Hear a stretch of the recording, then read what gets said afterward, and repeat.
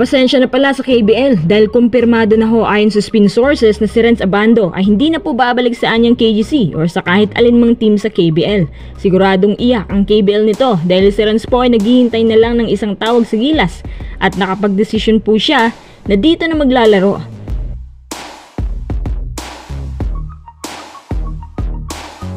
SMB Management galit na galit kay Yeng Guiao dahil sobra na raw yung sinabi niya na bastos kay Romeo. Pwede naman daw itong pagmultahin si Yeng Guiao dahil nakaka-offend daw ang sinabi niya.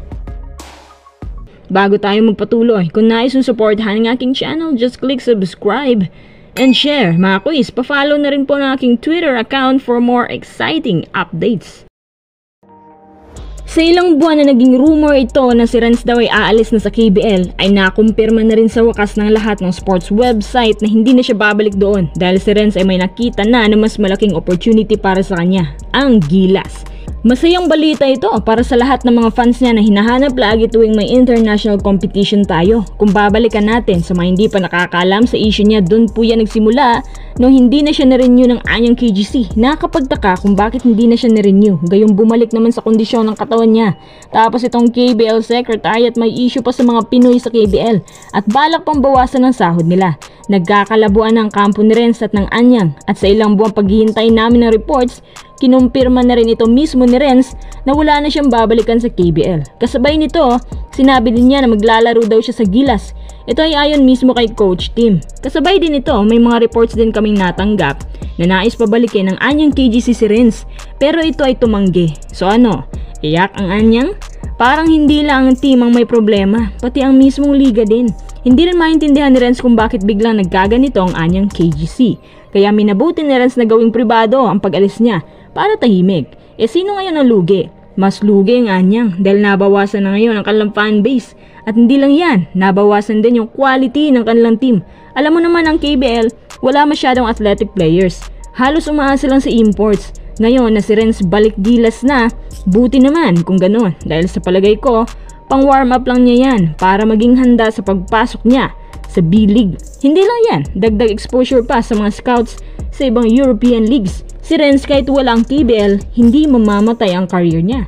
Kailangan lang niya mamili actually kung sino ba sa lahat na nag-offers ang uunahin. Sorry na lang din sa PBA, wala talaga sa choices niya ang pagpapadraft maliban kung ubos ng lahat ng opportunity sa labas. Kailan pa mauubos ang opportunity sa labas, aber? Nagpapakondisyon na po si Renz ngayon para maging handa sa Gilas stint niya.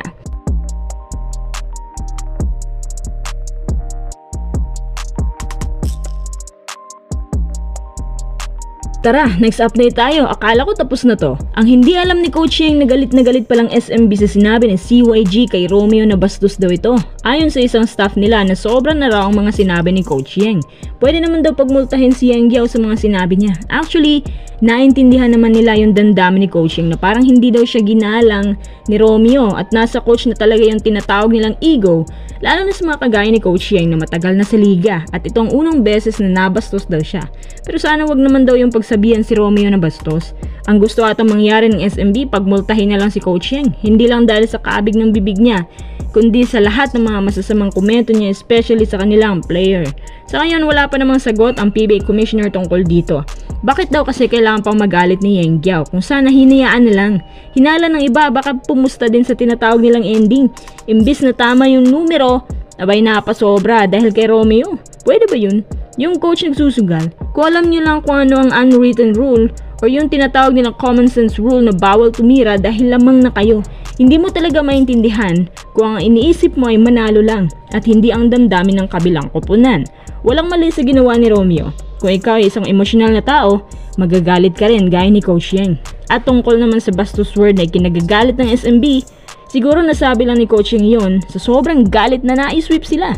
Tanging si Kume lang makakapagdesisyon kung dapat bang may fine or wala. Itong SMB naman, hayaan nyo na lang si Coach Yeng. Total panalo naman kayo. Tsaka malapit ng finals, bakit di nila mag-focus sa pagpapahinga at para makuha nyo ulit ang kampyonato? Dapat bang may fine si Yeng Guiao dahil sa sinabi niya kay Romeo?